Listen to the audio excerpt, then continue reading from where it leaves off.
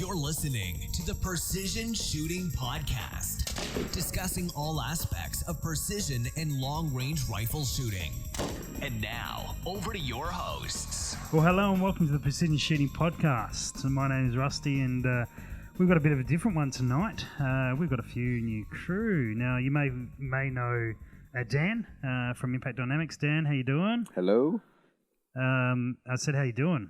I'm good, thank you. Good. I'm genuinely interested in how you're going, mate. Well, we No, shut up. just Let's move spent the on. day together on the range. I would have thought you'd know. Yeah, fair enough. I guess you're going pretty well. Excellent. Over there is Danny. How you doing, Danny? Good. Yeah. What have you been doing today, mate? Absolutely nothing. Wonderful. That'd be a nice change for you. Work and sleep. Yeah, and we're going to get into your shooting history in a moment. And also, Dave. How you doing, Dave? Yeah, good, Rusty. Good, mate. Thanks for coming along and joining us tonight. Thank you. And we're up at Dan's house and kicking back, enjoying. Well, yeah, as Dan mentioned, we were out filming today, actually. Yep. And that's been good fun, filming some shooting-related things for a new project we're working on. But Got my favourite range back. yeah, that's beautiful property. You like it? I do, mate. That's good. You've been there, Danny, haven't you?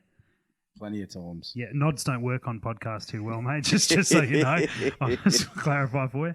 Yeah, no, it's a beautiful little spot and pretty much in shoot in almost I any love direction. I love it. Yeah, it's really good. So tonight we well, unless anyone's got any particular news, but you know we don't have the regular not crew really. here, so can't ask what Badco's bought this week. But we have got these two guys sitting in front of us. Not counting Dan, although he'll probably answer some of the questions as well. Danny, I'm not a guinea pig tonight. no, well, sort of. Yeah, you're more of a pig rather than the guinea bit. Danny and Dave, I guess, if it's fair to say, represent sort of two different levels of shooter in terms of a PRS type long range sort of thing. Is that fair to say? Is that yeah? So Danny's won a number of comps, local comps, and Dave has probably just started getting into them. And I do want to say that I've seen a huge improvement in Dave over the last 12 months or so. However long you've been out shooting with us from time to time. But I guess we got two fairly vast representations, Dan, of Yeah. shooters here, both with, and the key thing was, both with probably similar amounts of passion. Really excited guys about PRS shooting, about long-range shooting, but with different levels of knowledge. And we wanted to throw sort of the same questions to both you guys tonight about, you know, some of the stuff you've learned, some of the things that have been tough. So for those guys who are sort of kicking off, Dave, maybe your answer will resonate with some of them. And they can learn from some of the experience you've had recently. And Danny, for yourself, some of the guys who are listening with more experience, maybe able to empathise with you and some of the stuff that, you know, some of the real new shooters may be able to learn a stack from. Is that all right, guys? We can ask you those questions. Again, Danny, nods don't work too well, sure. mate. You're I'll go with a yes. that'll work heaps better, mate. Excellent. So, I guess we probably want to start out a little bit like where you guys have come from in this shooting, because I'm pretty sure, from what I know, you guys have been shooting. Both of you have been shooting for a long time. You've been around guns for a reasonable amount of time.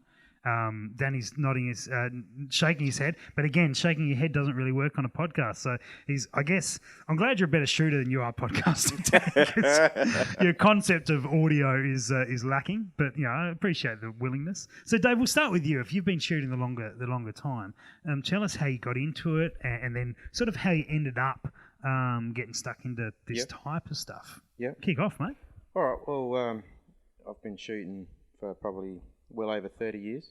Yep. Well, and it was my dad that introduced me to shooting, obviously. And, Great story. Yep, and for many years, we'd go away hunting, a couple of times a year, and,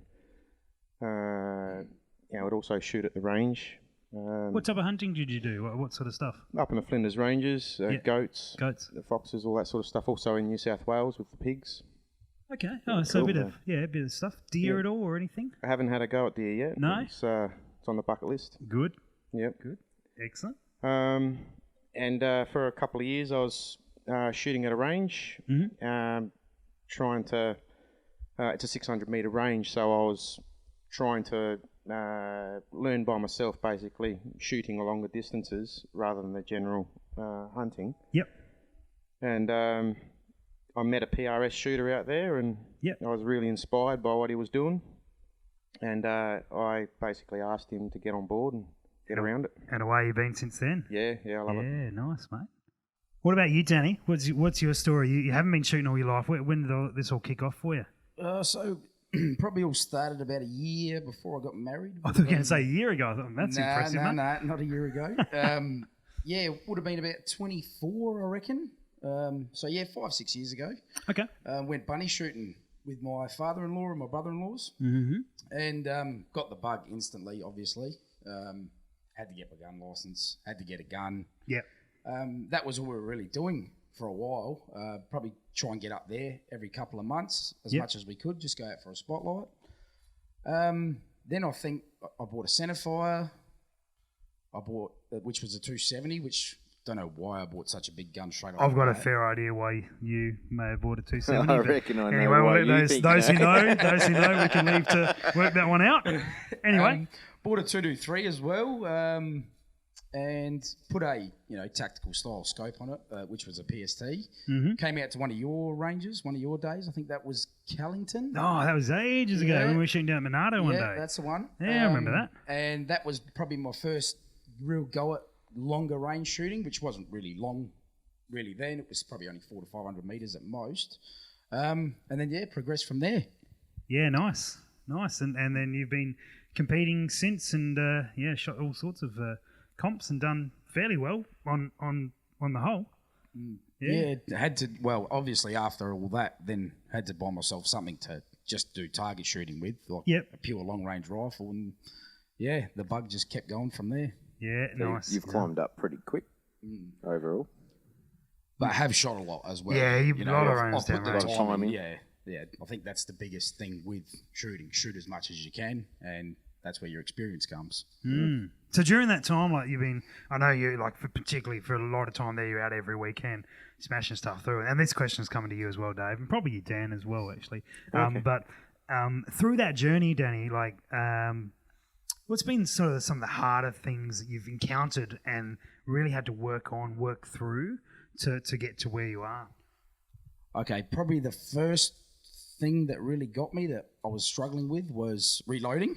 Right. Trying to keep the ammo consistent all the time was the hardest part.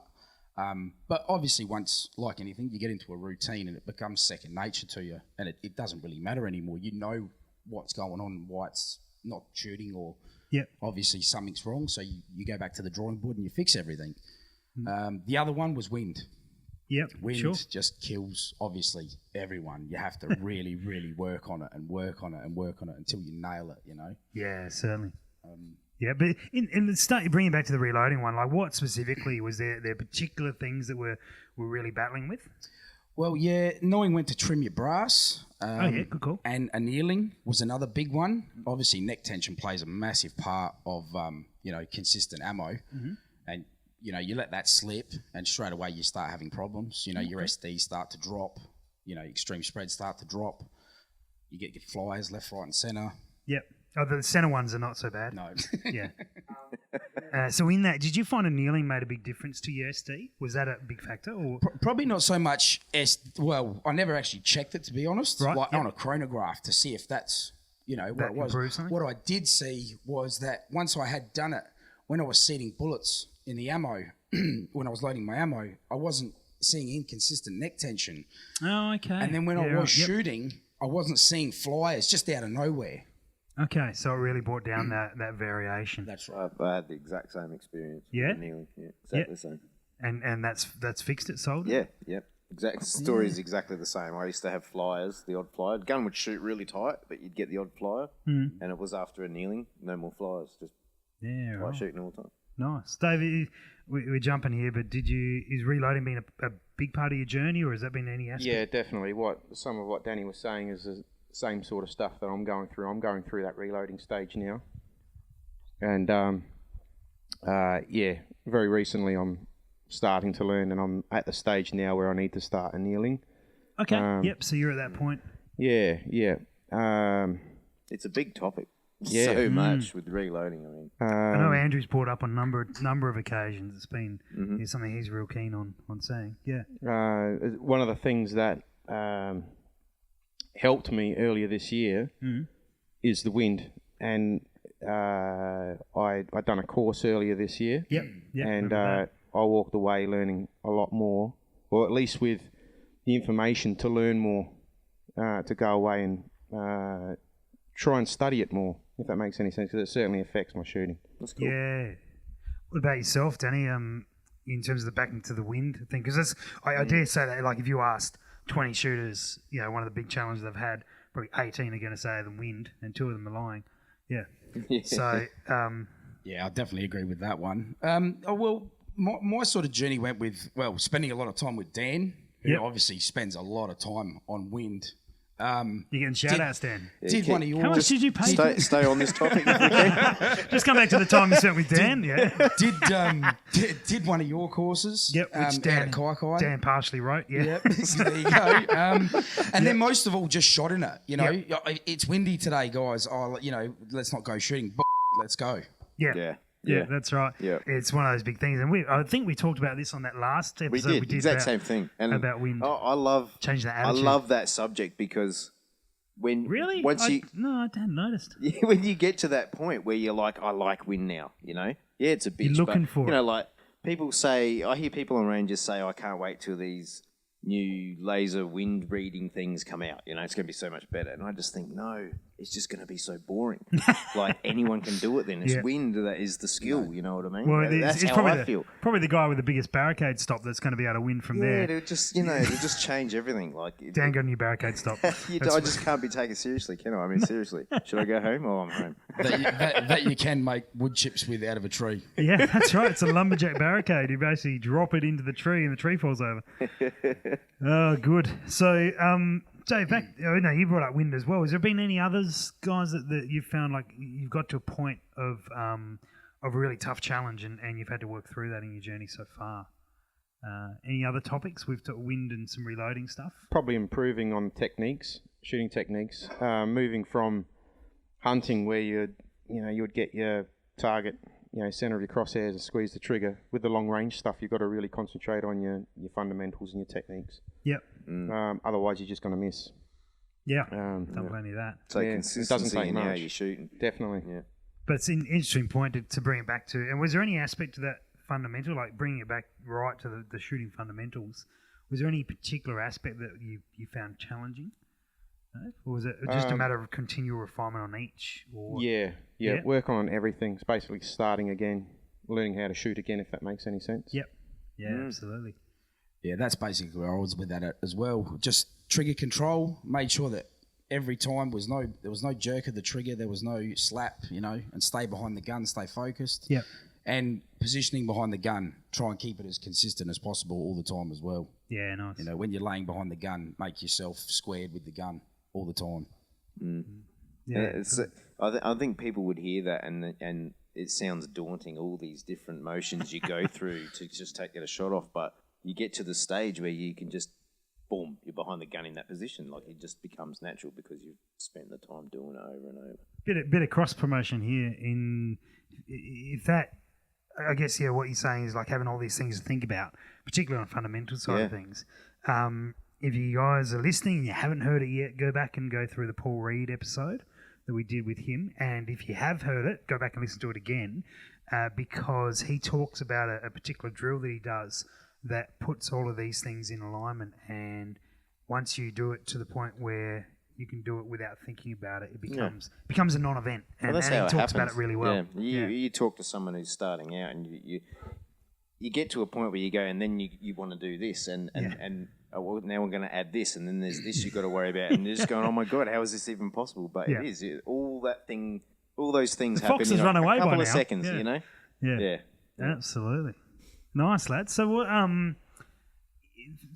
guess on the flip side of that is if you guys have any eureka moments or penny drop moments where like something's clicked, it may not have been one of your big tough challenges, but something's clicked and you've gone, that's really changed the way I shoot or changed the whole game completely. Lads? I can think of one. Go. I mean, there's always. Otherwise, it's pretty I'm sure quiet everyone's got heaps. There's heaps, but they're hard to think up.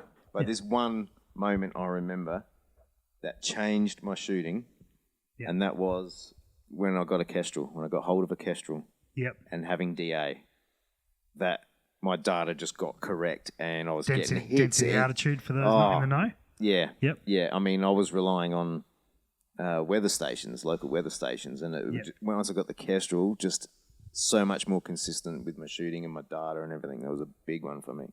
I remember, Danny, you on that course, and the same course we covered wind on, was the same course we covered DA and atmosphere. And I particularly remember we've gone through atmospherics and barometric pressure and temperature and all this sort of stuff, and we start writing down like the variation you see. And so you change temperature and how much does it vary? You drop and change this and how much does it vary? And you've basically just shut the book and gone, well, that's why I can hit all winter and not summer. That sounds like you. and I've just gone, or you might have even said, that's why I hit in the morning, I miss in the afternoon. Yeah. And he's just gone, does it make sense But now? that's what I'm I gonna was hit seeing. everything. That's what I was seeing. You know, I mean, 500 meter shot, no big deal. But you're trying to get real good at 1,000. I mean, it's a hit or miss on a small target. I just particularly remember you talking. Oh yeah, I remember the days, seasons change, and you're chasing your tail, constantly calibrating to the seasons. You're like, why isn't it? What's going on? Get that Kestrel. You got that atmosphere changes, and everything just trues up. And you're like, oh my god. Makes sense. Yeah. Makes sense. I think the pennies just dropped. I need a Kestrel. I might have one for sale.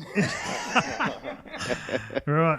Well, Dave, if it doesn't take it, get in touch with the podcast and we'll hook you up with Danny. Cool. So, I mean, atmospherics is a big one, DA, that sort of thing. Anything else from you guys? Well, for me, my main one was laying behind that gun. Yep. I think it was actually you, Dan, standing behind me while I was shooting, and you said, "What are you doing, mate? What are you doing?" And you stepped on my ankles to make my feet flatten out. I don't remember this. You don't remember that? No. I do. No. I He's actually definitely accusing do. you of assault right now. I don't remember. It's on the record. But I did find the minute I started laying properly behind the gun, legs spread, Yep. ankles flat or Yep. feet flat, back arched. I found the consistency spot on. Yeah, right. With the shot to shot placement. Soaking up the recoil better. And, yeah, right. So, a question for you on that: do you think that it's specifically necessary the position you take, or is it the fact that you're conscious of taking a certain position, and because you're conscious of it, you're consistently in the same position, that is actually the improvement that you see? And it can be both. But Good question. Do you? Yeah. I think you've just hit it there. I think it is both. It's a bit, I think it's a bit hard for me to really explain. So It's you a bloody could good question. you could take an average position, but you're in that average position every single time the exact same. I would argue you'd probably see a better consistency than being in a really good position but fluffing about a fair bit, and sometimes being in an awesome position, sometimes not. My guess would be if you were in average spot, but you were in the exact same average spot every single time. I mean, consistency really does play a big role, even how you lie behind the gun. Yeah, anything with long range shooting becomes consistency, whether it be right or wrong. But if things are consistent, it's Consistently always missing. going to be the same, and then you can sort of pick up where and where not to change things. Yeah, I go with that. I can think of numerous things where I see guys that are using form that I would say is not perfect, but they shoot bloody well. Yeah. So I leave it be because it's working for them. So it doesn't have to be textbook technique, but it's working and they're doing it consistently. I remember one guy was out on a course, and Dan, you'll probably remember this one. He didn't have the best position behind the gun. Actually, no, another example.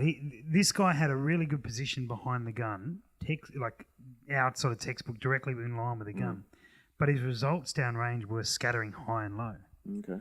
And what we worked out by watching him was that while his position was really good and read all the sort of ways we'd recommend, his consistency into the bipod was varying from shot to shot. Yeah, okay. So really good position, but you're really inconsistent. And I think he transferred back to something that he could be more comfortable in. I think he could get the pressure right. The bipod loaded consistently every time, and his groups came down significantly. I don't know if you remember that particular guy. I'm or if I'm not even remembering a person, but I am remembering a shooter that would sometimes load the bipod and sometimes pull back on it. And Yep. sometimes load it, and it was quite noticeable. Yep, I don't know if and it's the we same got a person or not, lot but- of vertical Yeah. drift in it. Yeah, Yeah. I reckon they're the same guy. Yeah, I mean that's got to play a part in where your bullet's going. Dave, any standout for you, mate? No, not at this stage. Probably just getting. For me, it's about a matter of getting into a comfortable spot, but making sure that making sure everything's steady and all that, and comfortable. I can see the target properly and all that, and then making it all work. Yeah. One of the ones I remember, I know I'm not asking myself these questions, but I'm going to answer anyway. Do it. Yeah, was the thumbs up position, switching over from a shotgun strangle where we grab the stock really tight around, to relaxing that whole hand even to the point of dropping that thumb around. And so we call it a thumbs up position. A lot of stocks and chassis are now designed to have like a thumb shelf where you can rest your thumb on, and changing over to that position where you haven't got the pressure on the side of the gun, you're just resting it and it's sort of in line with your trigger pull. I found that changed a huge amount. Yeah, for me. it's a lot more comfortable. It's a lot more comfortable. I found it heaps more accurate and a lot quicker, hell of a lot quicker. Yep. So yeah, that's one of the things that I remember in my journey was a big change for me. Yeah. It's one. I don't know if you'd agree, but it's one of them things. Sure, why not? However you come across it, when you first stick your thumb out, and the first time you shoot, you're like, "Wow, that's so much better." It's not a gradual. For me, it wasn't anyway. Yeah, no, I'm with you, but I've seen the opposite. I've seen guys who have put their Keep thumb testing either out, way. and what they've done is they put their thumb out and shot and gone, that doesn't feel great at all. And then Yeah, they've looked at okay. their group and gone, holy crap, yeah, I'm going to keep doing this. And it's been a real conscious, almost a battle to make sure they do it every time. But their results speak for themselves. Yeah. But I've seen plenty of guys too go through the same as I did. They do it the very absolutely. first time. They're like, look at you, and they're like, "Yes, this is so much better." I think one of the last courses we did, a guy said to me, "This just for this alone was worth coming to the course." He was that wrapped in how it changed how he felt he was shooting the gun. Yeah. Yeah, that's right. It's great when that happens 10 minutes into a 2-day I mean, course. if he could have told us that, and then we just go home and Well, you just packed up go to and the gone pool home. or something. Hit the pub pretty quick. Yeah. What about you guys? Do you shoot thumbs up at all? Has that been a good thing for you? It's very new to me, but it's something that I'm going to be looking into. Yeah. I've got a chassis rifle with a AR style grip, Okay. and for me, naturally, is holding it Of in a course. typical pistol grip. But thumbs out is something that I'm going to be trying next time I'm out in the range. Nice. For me, yeah, I can't shoot the other way anymore. Has to be thumbs up. I feel, completely wrong behind the gun without my thumb. I find it releases tension. Like if you get down behind the gun and you're about to take the shot, but you're not thumbs up, and then as soon as you release your thumb out, you just feel that tension go in your whole forearm, you know? Absolutely. So the other question for you guys, or a few more, what's your favourite favourite PRS stage you've shot, or the favourite style, or the type of stages you like shooting? What have you enjoyed? I'd have to go with my favourite being snooker. Tell us about What a snooker stage. So snooker's basically where you're playing it like the game snooker. You've got to come back, hit the red ball, and then pick a colour, shoot that one, come back, hit the red ball, pick a colour, shoot that one, all at obviously multiple distances, different distances. And yeah, awesome stage. Yeah. You cleaned it the last time you shot it, I Yeah, believe. I didn't play with that one. Yeah, at prior to all. that, it was his least favourite stage, but now that he's conquered it, It is I It's actually a good didn't do stage. too bad with that the first time I shot it either. Wasn't perfect, but yeah. How far did you get? The first time I shot it, I don't reckon I shot the two furthest targets. I didn't even shoot for them. yeah, right. It's a good layout, though. It's a good range. Yeah. It's a really good wind tester because you're on different angles, Yep. that sort of thing. Yeah, nice. Dave, what about you, mate? What do you enjoy? Probably any stage that's got the Titanic in it. So the wobble platform. Yeah, You'd I be a like fan of You that, are like the Yeah, wobble platform? Yeah. I'm with you. You're a good bloke. A lot of targets are inside, 400, 500 metres. Wow. And, when you hit the target at that distance, it's really good because, the target, everything's moving and you've got to time it. There's a lot more to think about. I think you either love it or hate it. that Yeah, one. I I love it. Yeah. Yeah, I hate it. Yep. and I do think that the love or hate ratio is completely in proportion to how damn good you are at it. Oh, And probably, Dave and I are mostly, sensational at it. Yeah. We're brilliant, so that's why it's like we enjoy it.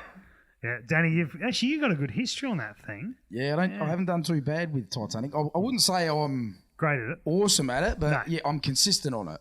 I always get hits. That's for Dan's sure, consistent. but- Yeah, consistently missing. Not as consistent as me, mate. Never hit. Yeah, nice. It's good. For any others, I mean, Dan, what about you, mate? Favourite stage? Yeah, you'd be a barricade runner, wouldn't you? Yeah, we got one we call the cubby. It's like an old kid's cubby Yeah. where you shoot over the top of it through the window. That's my favourite. I just love smashing through that real quick. It's good fun. Yeah. It pretty much replicates night shooting out of utes' windows or off the bonnet or something, So Yeah. something I've always done and I'm pretty good at it, so I just love it. Yeah, good fun. nice. Good fun. Absolutely. It is good I'm, fun. I'm quite happily. I'll quite happily run it 10 times without even being in a comp just because it's fun. That sort of barricades. That question is not actually for the podcast. I'm just doing research for the next PRS event. Okay. Just writing writing stages down. No. No, it's good. It's good to see a bit of diversity actually in terms of that. In terms of I guess that's the joy of the PRS style events is because you're not restricted to one style of stage you're going to encounter. You're going to encounter a whole stack of stuff. Really fast barricade stuff, longer range sort of stuff where you really got to take your time, pick wind or some unusual object that you're floating on top of. It's funny, everyone's good at one thing, bad at another, yet ultimately every shooter's trying to be good at everything to be on the top.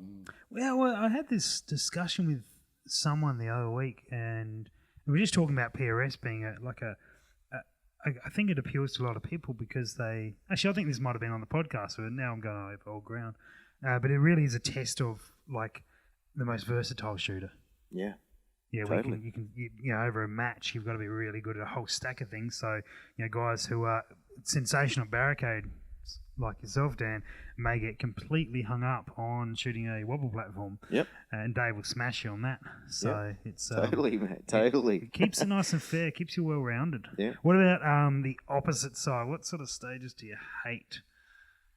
Oh, you already know the one. I know You the one. already know Yeah. the stage. Right. So I moving can't on. even remember what it's called. Moving on from that one that we can't remember, what other stages do you hate? To be quite honest, none of them really. Like 'em? I actually enjoy, all of them. They all keep you thinking. That's what I like. You can't just walk up to there and go, yeah, I've got this. So is there you've gotta- is there a stage style like type of thing where you walk up to and you go, oh no, like physical stuff or is it distant stuff or? Nah, to be completely honest, I mean, as I said, I enjoy all of them. Yep. Very I enjoy the very challenge. diplomatic answer, isn't he? He's going Yeah, with it. yeah. He's not normally like this. He'll tell you exactly what he doesn't like real quickly. No, the All the only- guys who know you, I Danny, are think that's listening what going, makes who's you this guy? such a strong competitor and a good all-round comp no, you shooter. embrace Is you're strategic? You think through and very consistent in how the way you attack each stage. It's good. Yeah, nice. Dave, any particular one you hate? Probably small targets a long way away. Well said. Preach it. Preach it. Yep. Yep. Just But it like a bad day on a match day is still better than a good day at work. So it's That's well it's- said too. I think. you guys are all it's- playing it's the really good diplomatic fun. cards. Very well said. Nice. Unsupported. I hate unsupported. That's the one Yeah, that's right. like where you don't have any support. You just got to stand there and shoot or whatever it may be. Anyway, We I'm haven't allowed to done a lot of them locally, though, have we? We've only done one that's been unsupported, Oh, you standing. usually which- try and throw something in there, but I mean, I just got back from the Vic shoot not too long ago, and There was a bit of that in there, was there? And yeah, unsupported, you just had a sling. And what I think what made it worse for me was that the 2 days before the night we were at the pub with a few guys, and one of the guys we were looking through the list, going, "Mate, we've got no idea what these are.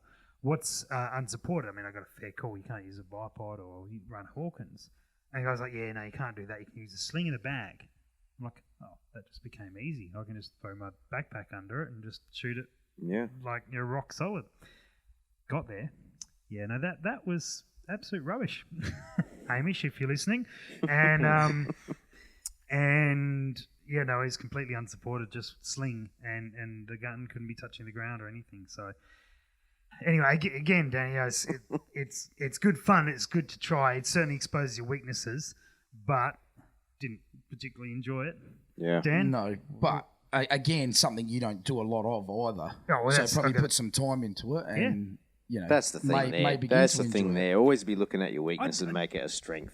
I didn't say I didn't enjoy it. I just hate it. Getting you out of your comfort zone, though, from what you're used to, Yeah. is part of the fun, though. That's isn't all really? it is. Yeah. That's what it comes down to. Like the wobble platform, I'm not good on it, and Is that's that what you're going to because say yours, Dan? I avoid it. I hate it. I mean, I got so many opportunities to practice on it, and I'm just like, I hate that thing. It's not fun, you know. It is fun when you nail 1,000 meters off of it, though. It's good fun.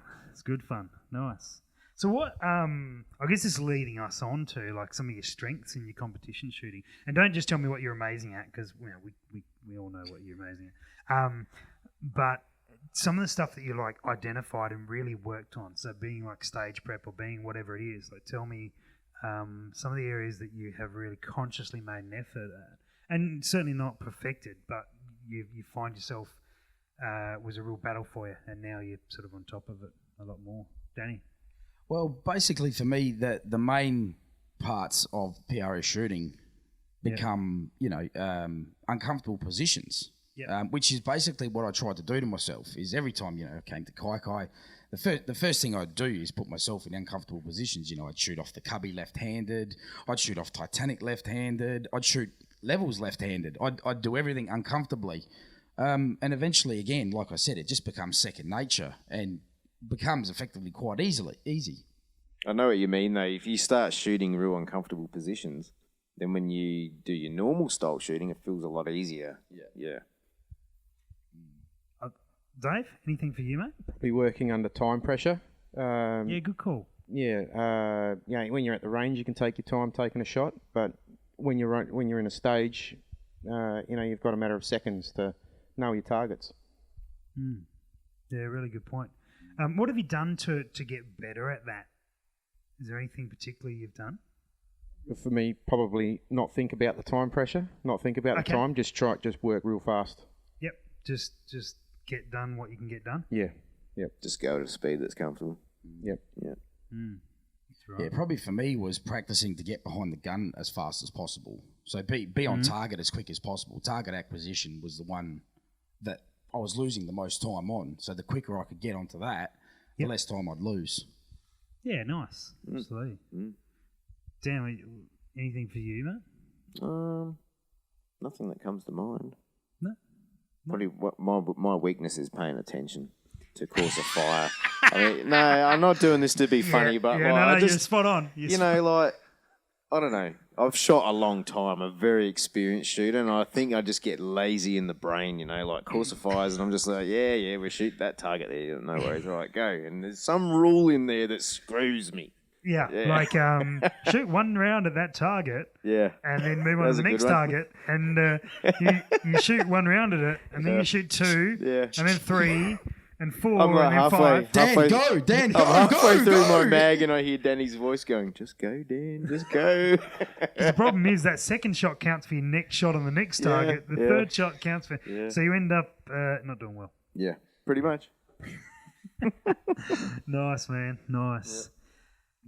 So I guess I was going to ask you guys about reloading stuff, but we've sort of covered that in some of the challenge you've had. Is there any other reloading bits and pieces that you guys have found make a big difference to what you're doing? Not really. No? I've done the whole weigh brass thing and batch your brass. Oh, yeah? I've done the whole weigh the bullets thing. I mean, I shoot burgers mainly, and they tend to be pretty spot on anyway. So I don't even, to be honest, I don't even bother doing it anymore. Yeah. But the whole brass thing, I actually didn't see anything drastic. Okay. We're out on the targets anyway, so I've actually stopped doing that as well. Again, we're not shooting F class. We're not shooting for the 10-cent piece at 1,000 meters. We're shooting a piece of steel, which I don't think that sort of stuff is really going to get you. Purpose of use. Yeah, exactly what you're doing for it. Yeah, nice. And Dan? Yeah, I was just going to say, I think we all go through those things. We've just got to knock them out. So for our own peace of mind, we know, otherwise it's just another thing you can't blame anymore. Yeah. Dave, anything for you, mate? Or you? No, I'm still learning the This is loading. very much one of the things you're getting into. Yeah. PRS has got me into loading and learning all the principles behind it. Yeah, nice. So tell us a little bit about the equipment you guys are running. Give us a rundown of that. Yeah, I like this sort of thing. Good. Well, you can start. Me? No, I'm not the guinea pig. All right, Danny. I'll go. So I use a RCBS rock chucker press, second-hand one. That's Is it about mounted on the Picatinny rail or something? Is it? no, it's literally just tech screwed to my bench. You're probably right. I was implying what guns you run, but no, reloading equipment. Oh, I thought you said reloading gear. No, I just said equipment, but you're right. I left it open-ended. My fault. It's one of my weaknesses on stages. On what I have to get better at interviewing. So it's your fault. Yeah. Oh, yeah. Most things are, mate. Blame Rusty. Most things Blame are. Rusty. Yeah, unless Badco's around, that's definitely his fault. Yeah. We can take us through your reloading. Nah, trust me, you don't want to hear about my reloading gear. You're right, We'll, that's why we'll go I to the rifle. interrupted We'll you. go to the rifle. Yeah. I like the rifle. So, Remington 700, Yep. trued up, Krieger 7.5 twist heavy palmer barrel, Mm-hmm. APA brake, Night Force 20 MOA rail, Vortex Razor Gen 2, Manners. What reticle in that? EBR 2C. Find Nice. that awesome for this type of shooting when you've got multiple targets. Yeah. Holding wind and elevation with that reticle is just a walk in the park. Perfect for this type of shooting, I think. Yep. Not too busy, but enough information on there for you, get the job done. Yeah, sure. Manners T2A, Yep. and that's about it really. AI mags. I've recently ordered some double stack American Rifle Company magazines. I'm really interested to see how they go, actually. I'm a bit concerned about how they've already said that they need to be kept really clean to run smoothly. Well, I've got no chance with them then. That's what I'm worried about. So I will find out next week though. Yeah, cool. I'm going to give them a go. So see what Absolutely. happens. What bipod do you use? I actually switch between a Harris and an Atlas depending on what I'm doing. So, Okay. Whether it's shooting or cleaning the gun. well, to be quite honest, if I'm running a stage that requires, okay, let's say for instance, I think last time we did one of the local comps, you did Titanic, Cubby House, back to Titanic. So it was for me. Wobble board to like a barricade, back Yeah, to a wobble board. so for me, that was. It's not a Rolf Harris wobble board, by the way. This is a floating platform. Just to clarify. That was a great That stage. was a bipod shot for me, and then 3 non-bipod shots, and then went back to a bipod shot. Yep, so you run for the Harris? I'd run the Harris. If I was predominantly just shooting off bipod, I'll run the Atlas. I actually feel a lot more comfortable prone shooting with the Atlas. Much better on the load and everything. So you would say the Harris is better for packing it away and getting it back out, deploying quickly? 100%. Yeah. 100%. The Atlas takes way too much time. Now, if I've you were found the shooting same. a stage where you had one shot with, let's say, a bipod, and then your next shot was all barricade, so you didn't need the bipod, and you've got the quick release on the Atlas, you can just rip it Yeah, off. yeah. Whereas, there's mounts now that you can do that with a Harris anyway, so it becomes relevant again. And what about your load? People like to hear about loads and MVs and things. Nah, just you, Dan. That one's a bit of a secret. Oh, Nah, it can't be mine. 2208.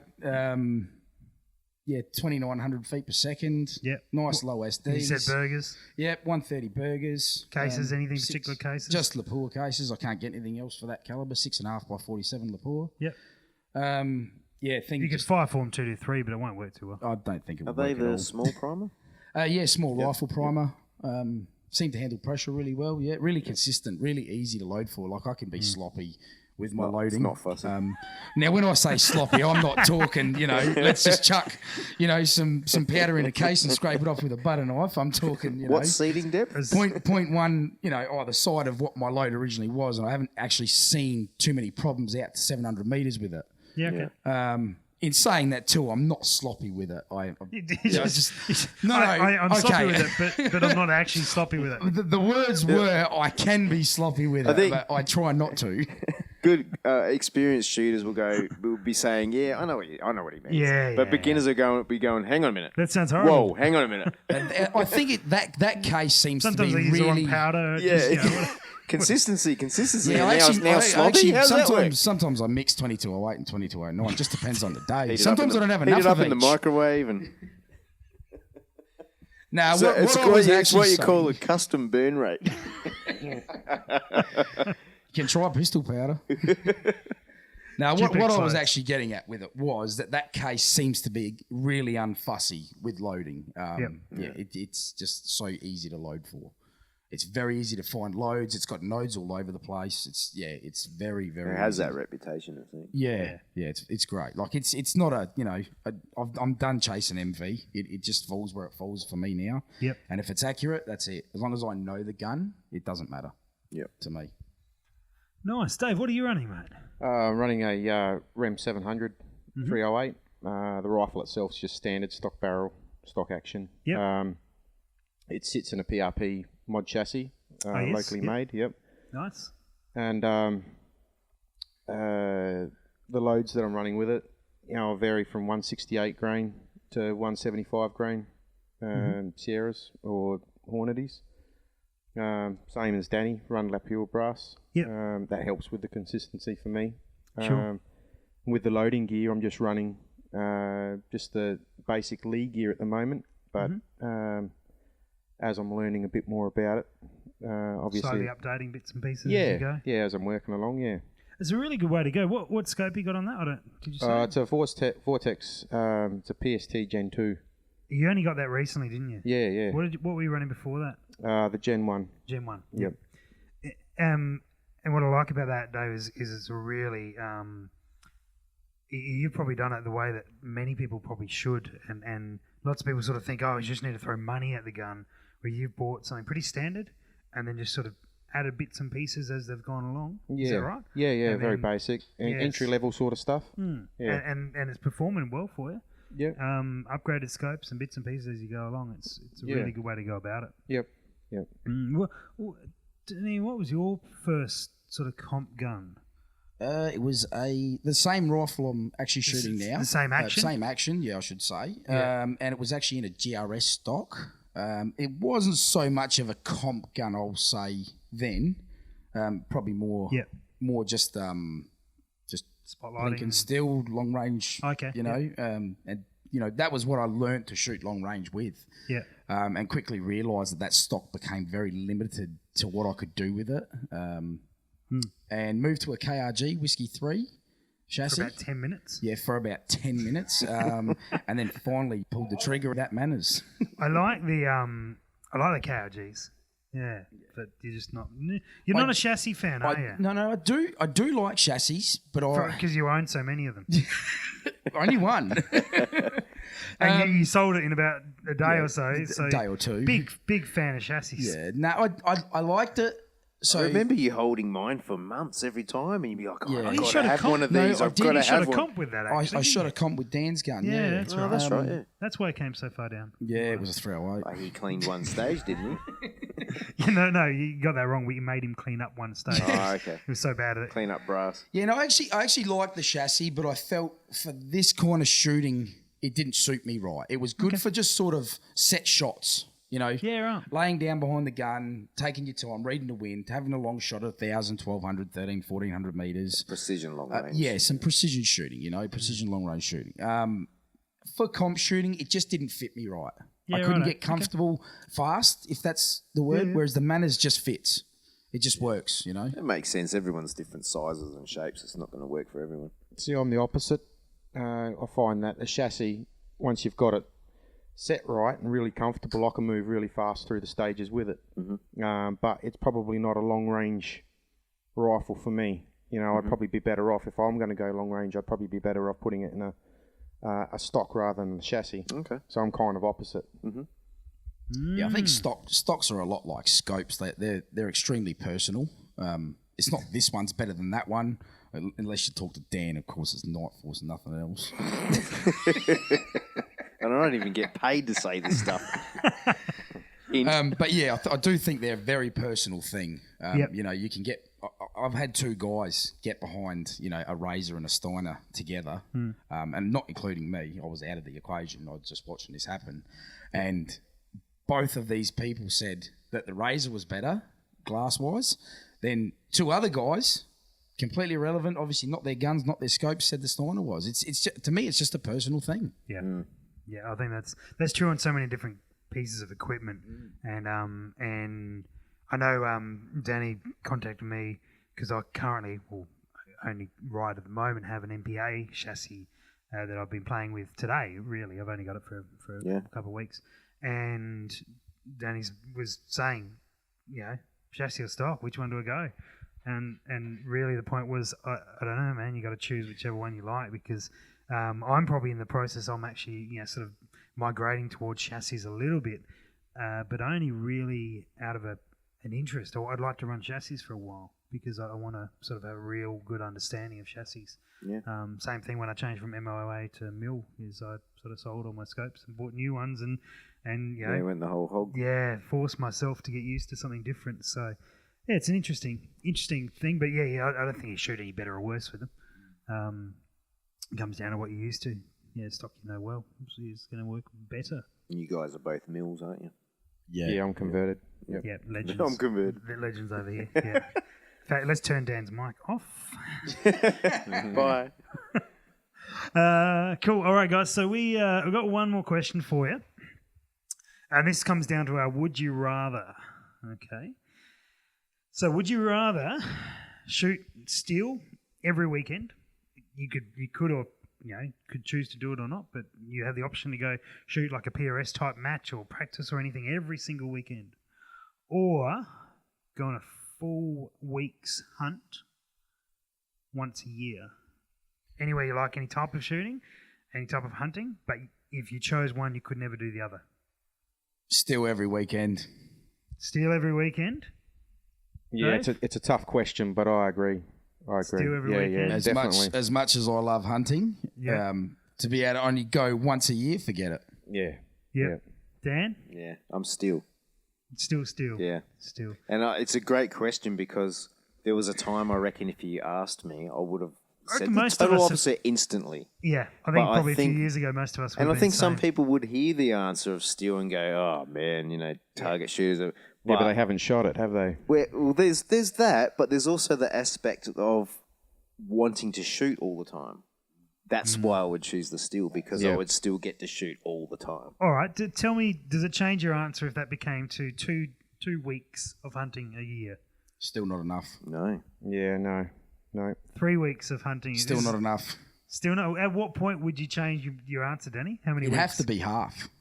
Have to be half. Yeah, probably not So in 26 week blocks. weeks. No, we're not going to say So- week blocks. But if I could say, let's say, 20 weekends of the year I could go hunting, then it'd possibly start to twist my arm. Really? That significant? It'd have Okay. to be a lot. I'd want to be able to shoot a lot.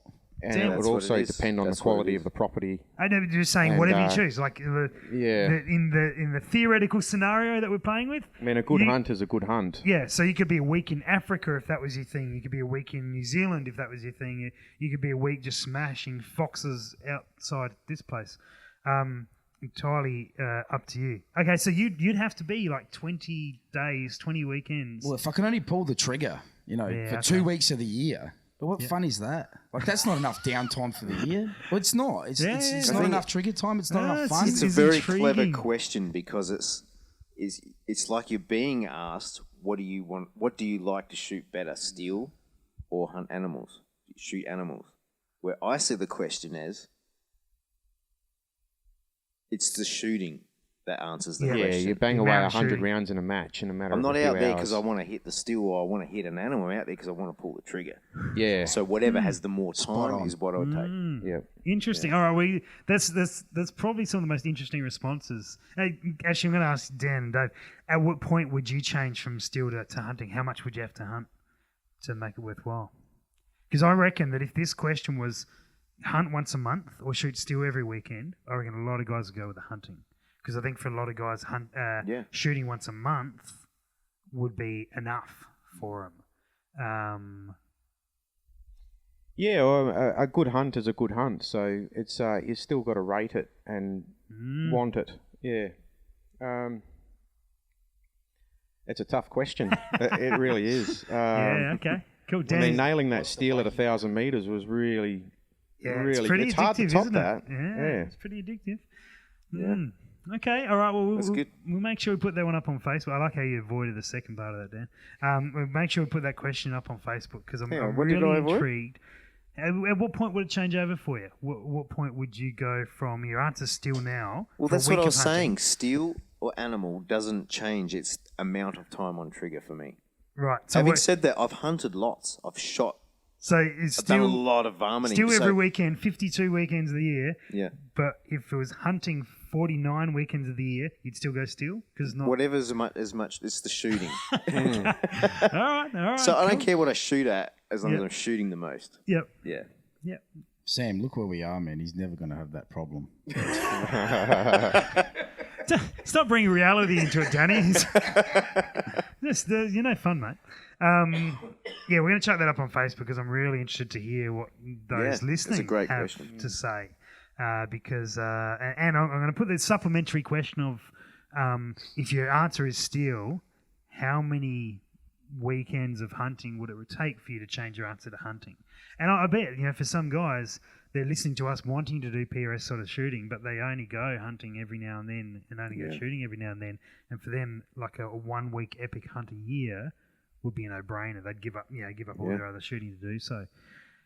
Now, There's I don't know- nothing wrong with that. That's cool. No. The guys that are dedicated hunters, I mean, that's great. Yeah. There's nothing wrong with hunting. I love it. That's exactly where I was until the first time I came out to Yeah, you were a deer Monado. hunter, weren't you? Yeah. If you I don't was get just- enough time or opportunity to go hunting, PRS is it's there, it's available, and it's excellent fun.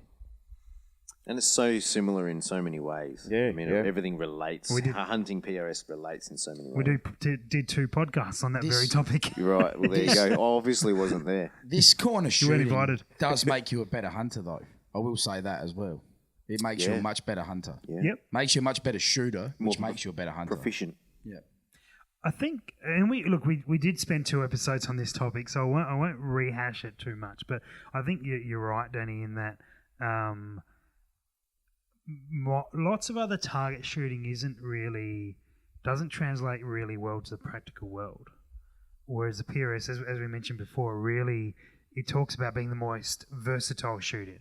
About being really sort of adaptable to your situation, which is what hunting is. So if you have to do kneeling or have to do sitting or whatever it may be, it does allow you to skill up for that side of things. But if you can only hunt once a week and never shoot during the week, it doesn't really matter which way you do it. So, very good, guys. Well, thanks heaps for coming along this evening. Thank you for your time, and wish you all the best in all the rest of the shooting you are doing and PRS stuff in 2018. And Dan, no doubt we'll have you on the show again soon. That's good. Can't seem to get rid of you. So it's all good. So guys, thanks heaps for your time, and thanks for listening, everyone. Done. Thank you. Thanks Cheers. for having us, Excellent, Sam. thank you. Thanks for listening to the Precision Shooting Podcast. To continue the discussion, check out our Facebook page. And for more information, head to our website, www.precisionshootingpodcast.com.au.